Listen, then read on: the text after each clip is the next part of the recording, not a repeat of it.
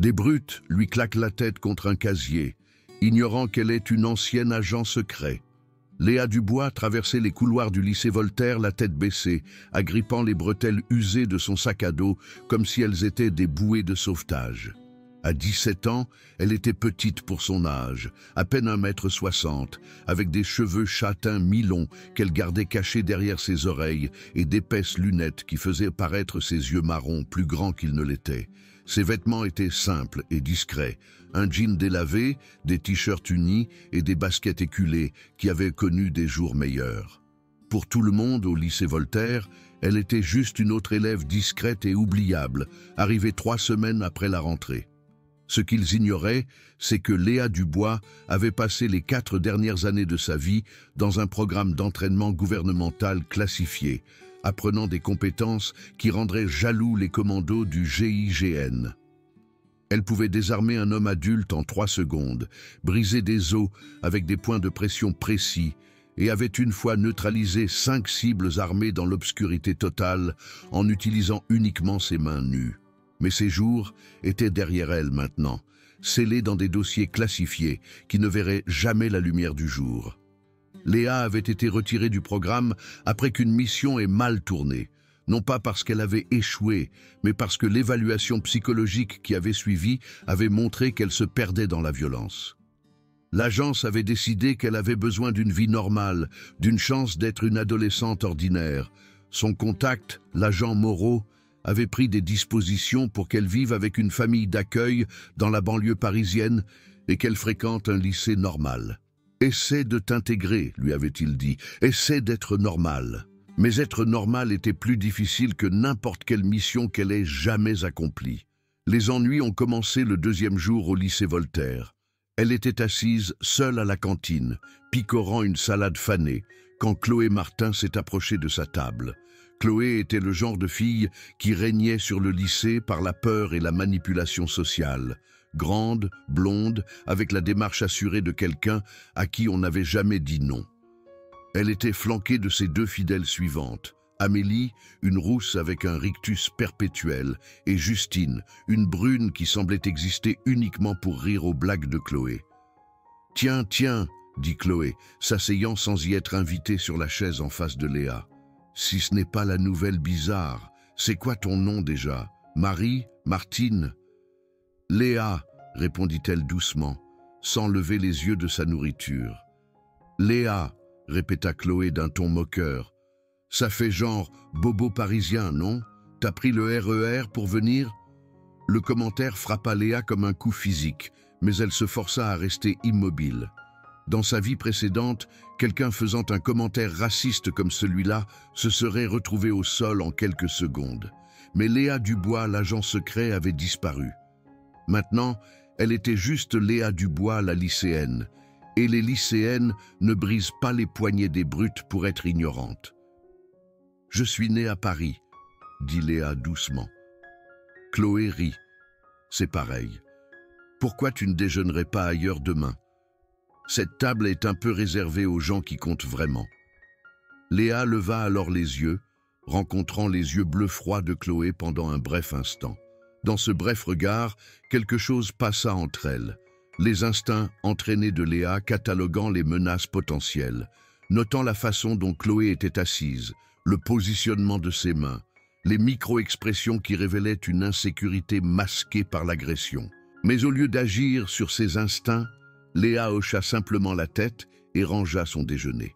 « Sage fille », dit Chloé avec une fausse douceur. « Je pense qu'on va bien s'entendre. » Le harcèlement s'intensifia au cours des semaines suivantes. Chloé et ses amis semblaient avoir fait de Léa leur projet personnel. Elle faisait tomber des livres de ses mains dans les couloirs, la heurtait accidentellement assez fort pour la faire trébucher et murmurait des commentaires cruels, juste assez fort pour qu'elle les entende. En cours de SVT, Amélie échangea les échantillons de laboratoire de Léa, faisant échouer son expérience. En français, Justine répandit des rumeurs selon lesquelles Léa ne savait pas bien lire, pointant son accent quand on lui demandait de lire à voix haute. Léa endura tout cela en silence, son entraînement lui criant de se défendre, tandis que sa nouvelle mission, être normale, exigeait qu'elle reste passive. Pendant les pires moments, elle fermait les yeux et se souvenait des mots de l'agent Moreau. La violence n'est pas toujours la réponse, Dubois. Parfois, la chose la plus forte que tu puisses faire est de t'éloigner. Mais s'éloigner devenait de plus en plus difficile chaque jour. Le point de rupture est survenu un jeudi après-midi pluvieux de novembre. Léa était à son casier, échangeant des manuels scolaires pour sa dernière heure de cours, lorsque Chloé apparut à côté d'elle, comme un prédateur sentant la faiblesse. Louis, amélioré de Léa, avait capté l'approche quelques secondes plus tôt. 3 paires de pas, la démarche assurée de Chloé flanquée du piétinement impatient de ses suivantes, mais elle se força à ne pas réagir. « Hé, Dubois !» dit Chloé, s'appuyant contre le casier voisin. « J'ai entendu quelque chose d'intéressant sur toi aujourd'hui. » Léa continua à organiser ses livres, ne se faisant pas confiance pour parler. Ses mains, entraînées à être des armes, tremblaient légèrement alors qu'elle serrait son manuel de chimie. « Apparemment, tu as dit aux gens que tu venais d'une école spéciale à Paris, » continua Chloé. « Quel genre d'école spéciale, exactement? Une école pour débiles ?»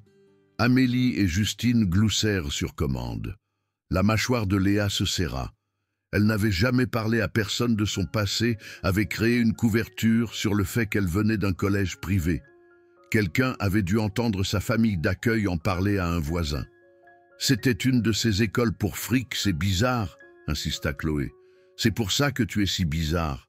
Pourquoi tu ne parles jamais à personne? Pourquoi tu déjeunes seule comme une espèce de malade mentale ?» Léa ferma lentement son casier et se tourna pour faire face à ses bourreaux. Pendant un bref instant, son masque soigneusement construit glissa et quelque chose de dangereux scintilla dans ses yeux marrons. Chloé, malgré toute sa bravade, fit un pas inconscient en arrière. « Je ne cherche pas les ennuis, » dit Léa doucement, sa voix portant un tranchant qui fit cesser les conversations de plusieurs élèves à proximité. Chloé se reprit rapidement, son visage rougissant d'embarras face à sa retraite momentanée. « Tu viens de me menacer, la tarée? La petite banlieusarde vient d'essayer de faire la dure ?» Avant que Léa ne puisse répondre, Chloé la poussa en arrière, violemment. Le dos de Léa heurta les casiers avec un fracas métallique qui résonna dans le couloir. Une douleur la traversa les omoplates, mais ce n'était rien comparé à la rage qui montait dans sa poitrine. « Oups !» dit Chloé avec une fausse inquiétude. « J'ai fait mal au petit bébé? Peut-être que tu devrais aller pleurer auprès de n'importe quel programme gouvernemental qui t'a recraché. » Le sang de Léa se glaça. Il était impossible que Chloé connaisse son véritable passé, à moins que quelqu'un n'ait fouillé dans ses dossiers scellés. Mais le commentaire était trop spécifique, trop ciblé pour être une coïncidence. « Qu'est-ce que tu as dit ?» demanda Léa, sa voix dangereusement calme. Chloé sourit triomphalement, sentant qu'elle avait touché un point sensible. « Tu m'as bien entendu. On sait tout sur ton petit secret, Dubois. Tu croyais vraiment que tu pouvais juste débarquer ici et faire semblant d'être normal ? Tu pensais que personne ne découvrirait quel genre de monstre tu es vraiment ? » Le couloir était devenu complètement silencieux maintenant. Les élèves bordaient les murs comme des spectateurs à un combat de gladiateurs, leur téléphone enregistrant déjà ce qu'ils sentaient être dramatique. Léa pouvait sentir leurs yeux sur elle, pouvait entendre leurs spéculations murmurées, mais toute son attention était concentrée sur les prochains mots de Chloé. « Mon père travaille pour le gouvernement, » continua Chloé, sa voix s'élevant avec assurance. « Il a l'habilitation pour toutes sortes de trucs classifiés. Tu veux savoir ce qu'il m'a dit sur Léa Dubois? Tu veux savoir quel genre de psychopathe ils ont largué dans notre lycée ?» Le monde de Léa s'immobilisa complètement. Chaque son s'estompa, à l'exception du bruit du sang dans ses oreilles. À ce moment-là, elle n'était pas Léa Dubois, 17 ans, essayant de s'intégrer au lycée. Elle était l'agent Dubois, tueuse entraînée, arme du gouvernement français, et quelqu'un venait de compromettre sa couverture. Chloé ouvrit la bouche pour continuer, mais Léa bougea plus vite que la pensée elle-même. Un instant, elle était pressée contre les casiers. L'instant suivant, elle avait traversé le mètre qui les séparait et avait saisi Chloé à la gorge. Pas assez fort pour causer des dommages, son entraînement était trop précis pour cela, mais assez ferme pour couper toute information classifiée qui était sur le point de s'échapper de ses lèvres.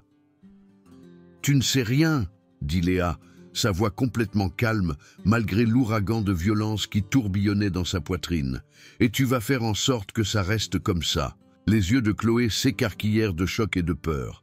Elle essaya de parler, mais la prise de Léa, bien que douce selon ses normes, était inébranlable. Amélie et Justine restèrent figées, la bouche bée, alors qu'elles regardaient leur chef soi-disant intouchable être contrôlé par la fille tranquille qu'elle harcelait depuis des semaines. « Léa, lâche-la !»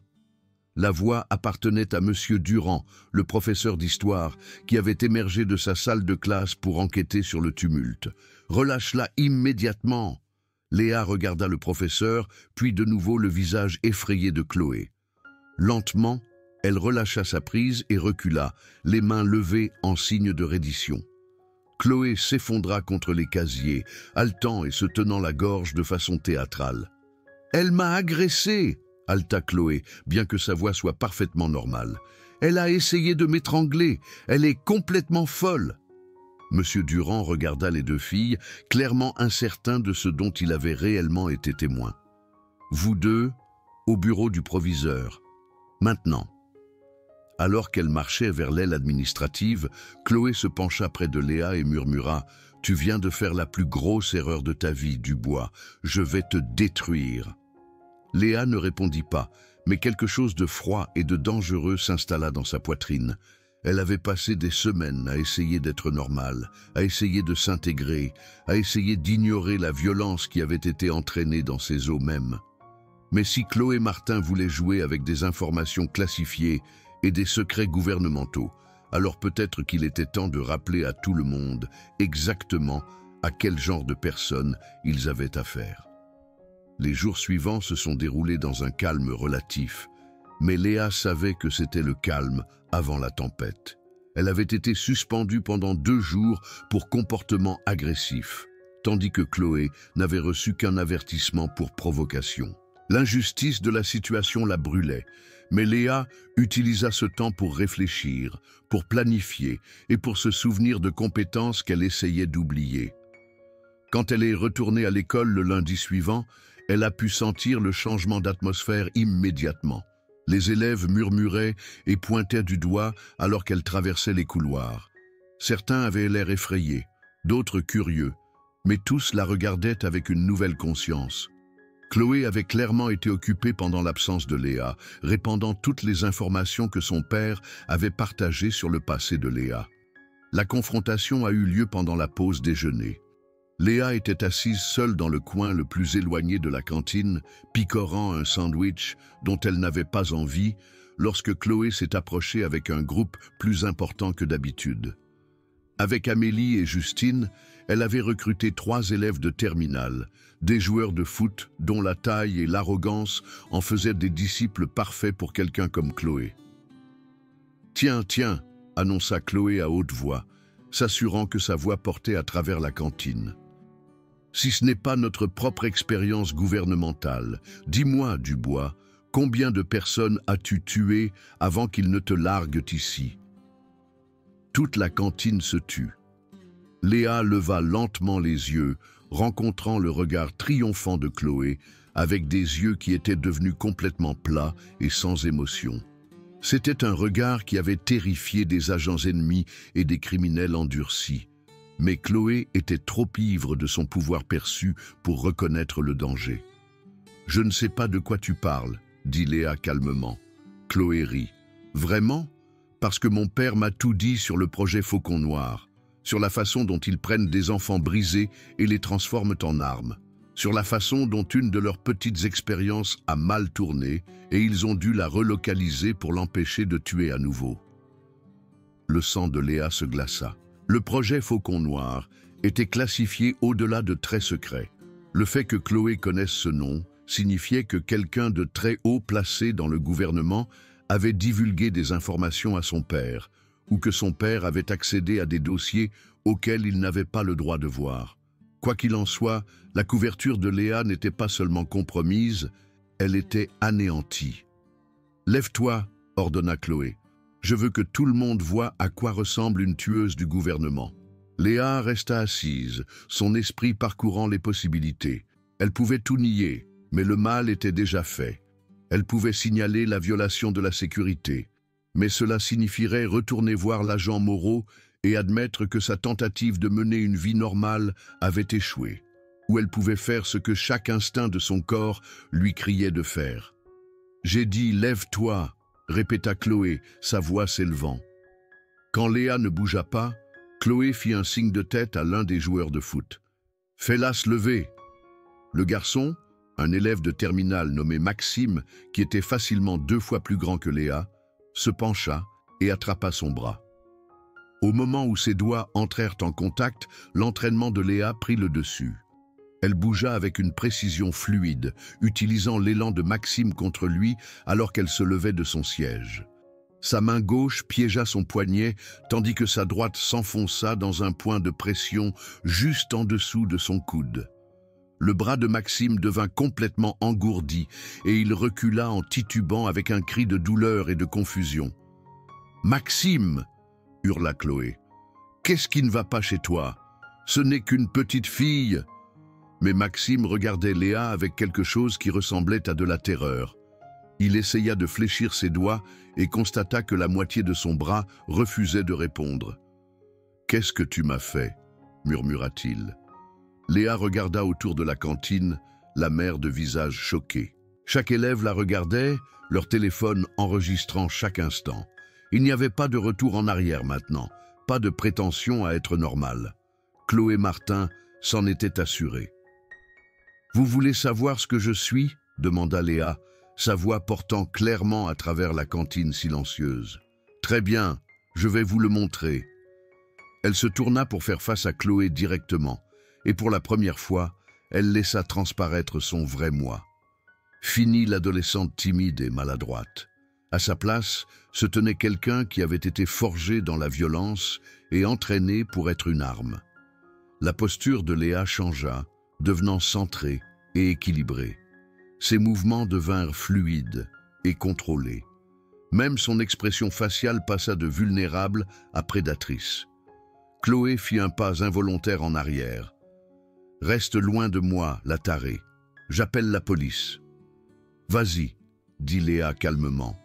« Dis-leur que Chloé Martin a partagé des informations gouvernementales classifiées avec ses amis du lycée. Dis-leur que son père a divulgué des détails sur des programmes d'opérations secrètes pour intimider une adolescente.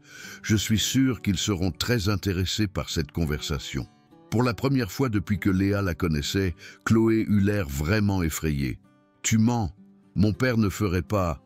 Le projet Faucon Noir a été arrêté il y a 2 ans. » continua Léa, faisant un pas en avant pour chaque pas que Chloé faisait en arrière. Les seules personnes qui connaissent ce nom sont les 12 agents qui ont survécu au programme et la poignée de fonctionnaires du gouvernement avec une habilitation de niveau alpha. Donc, soit ton père est un traître qui a divulgué des informations classifiées, soit tu mens sur tout pour te faire paraître importante. Le visage de Chloé devint rouge. « Je ne mens pas. Je sais exactement ce que tu es.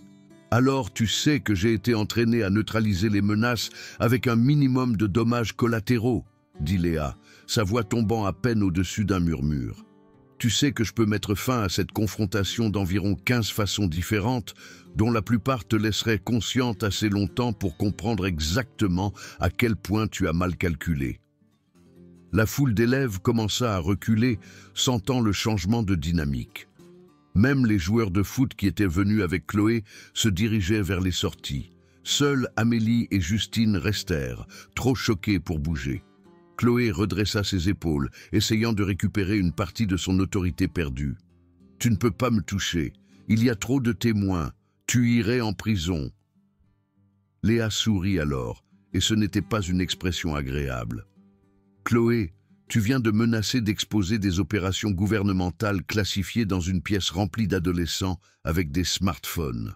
Tu crois vraiment que la prison est la pire chose qui puisse arriver à l'une ou l'autre d'entre nous en ce moment ?»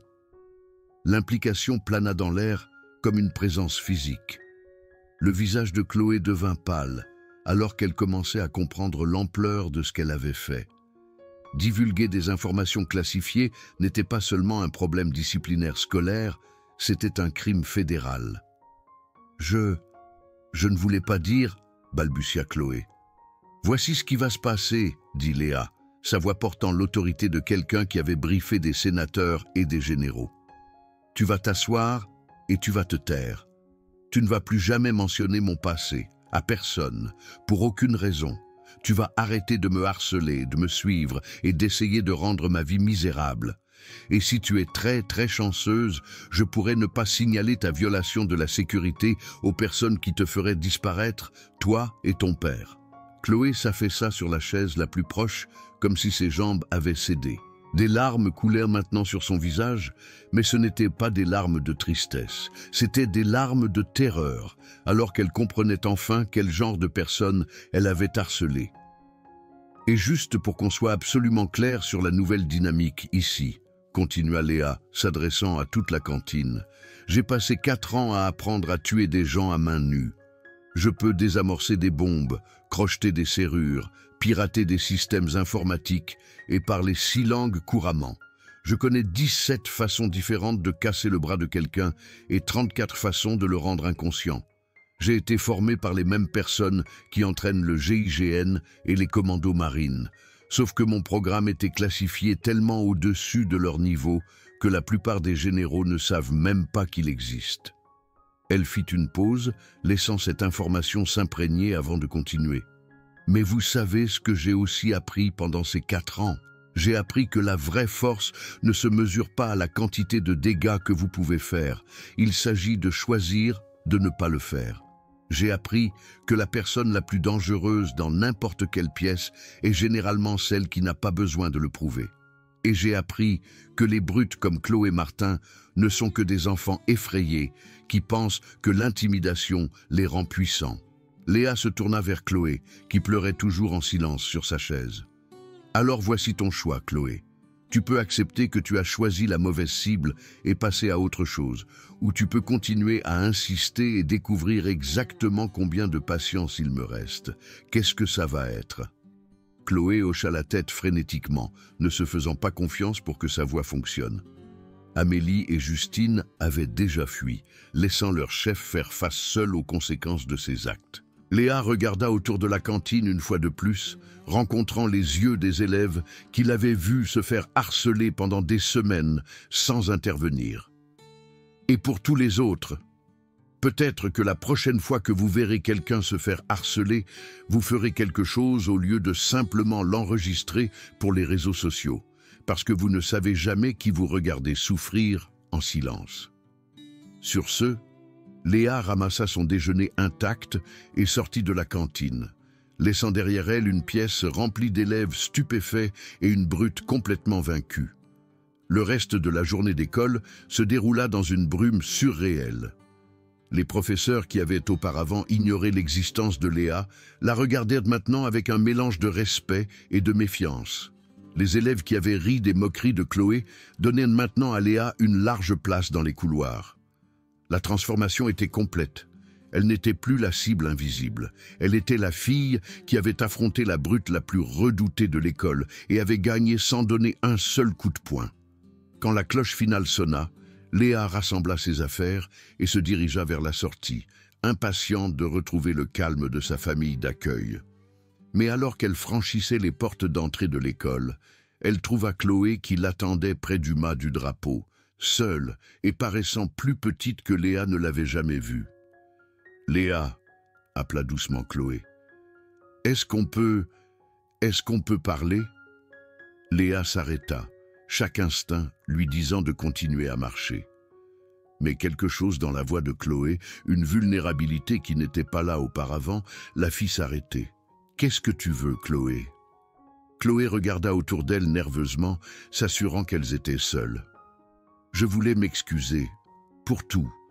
Je ne savais pas, je veux dire, je pensais que je savais, mais je ne comprenais pas vraiment. » Comprendre quoi? Ce que ça faisait d'avoir vraiment peur, admit Chloé. C'est moi qui ai fait peur aux autres pendant si longtemps que j'ai oublié ce que c'était d'être de l'autre côté. Quand tu m'as regardé à la cantine aujourd'hui, quand j'ai vu ce que tu pouvais vraiment faire, je n'ai jamais eu aussi peur de ma vie. » Léa étudia le visage de Chloé, cherchant des signes de tromperie et n'en trouvant aucun. La brute arrogante de ce matin avait disparu, remplacée par une adolescente effrayée qui comprenait enfin les conséquences de ses actes. « Pourquoi as-tu fait ça ?» demanda Léa. « Pourquoi m'as-tu ciblé spécifiquement ?» Chloé resta silencieuse pendant un long moment, fixant le sol. « Parce que tu me rappelais qui j'étais avant, » dit-elle finalement. « Avant d'apprendre à être méchante, avant de comprendre que blesser les gens les faisait me laisser tranquille. Tu étais calme et intelligente, et tu n'embêtais personne, et je te détestais pour ça, parce que je ne me souvenais plus comment être comme ça. » L'honnêteté dans sa voix surprit Léa. Elle s'attendait à plus de mensonges, plus de manipulations, mais cela semblait réel. « Mes parents sont en train de divorcer, » continua Chloé. « Mon père travaille des heures folles, prend des appels à toute heure de la nuit, ramène à la maison des dossiers classifiés qu'il laisse traîner partout. Je pense qu'il a une liaison avec quelqu'un au travail, et ma mère boit pour faire face. Notre maison ressemble à une zone de guerre, alors j'ai fait de l'école ma zone de guerre aussi. C'était plus facile de blesser les gens que d'admettre que c'était moi qui souffrais. » Léa ressentit quelque chose à quoi elle ne s'attendait pas, de la sympathie. Pas assez pour excuser le comportement de Chloé, mais assez pour le comprendre. « Ça ne rend pas ce que tu as fait bien, » dit Léa fermement. « Je sais, » répondit Chloé. « Je sais que non, mais je veux réparer ça, si je peux. Je veux être meilleure que ça. » Elles restèrent silencieuses pendant un moment. Deux adolescentes qui avaient été forcées de grandir trop vite pour des raisons très différentes. « Les informations sur moi, » dit Léa finalement, « tu dois les oublier. Tout. Si les mauvaises personnes découvrent que des détails classifiés sont discutés à table et partagés dans les cantines des lycées, des gens vont mourir. Tu comprends ça ?» Chloé hocha la tête solennellement. « Je ne le dirai à personne d'autre, je le promets. Et je vais m'assurer que mon père sache que je sais des choses que je ne devrais pas savoir. Peut-être que ça le rendra plus prudent. »« Bien, » dit Léa. « Et Chloé, la prochaine fois que tu souffriras et que tu voudras t'en prendre à quelqu'un d'autre, trouve une autre façon. Parce que tout le monde que tu cibles ne te montrera pas la miséricorde que je t'ai montrée aujourd'hui. » Chloé la regarda avec quelque chose qui ressemblait à du respect. « Pourquoi l'as-tu fait ? Montrer de la miséricorde, je veux dire. Tu aurais pu vraiment me blesser. Tu aurais pu me faire arrêter, ou pire. Pourquoi ne l'as-tu pas fait ?» Léa considéra la question sérieusement. « Parce que quelqu'un m'a dit un jour que la chose la plus forte que tu puisses faire est de t'éloigner. Aujourd'hui, j'ai appris que parfois la chose la plus forte que tu puisses faire est de choisir de ne pas te battre, même quand tu as toutes les raisons de le faire. » Elle se tourna pour partir, puis s'arrêta. « Mais Chloé, si tu me menaces ou menaces quelqu'un d'autre à nouveau, si tu essaies d'utiliser des informations classifiées pour blesser des gens, si tu redeviens la personne que tu étais ce matin, la miséricorde a des limites. » Chloé hocha la tête, comprenant parfaitement. « Je ne le ferai pas. Je promets que je ne le ferai pas. » Léa s'éloigna alors, laissant Chloé seule près du mât du drapeau. Alors qu'elle rentrait chez elle, elle réfléchit aux événements de la journée. Elle avait révélé sa couverture, révélé des compétences qu'elle était censée garder cachées et avait probablement mis fin à toute chance qu'elle avait de vivre une vie d'adolescente normale.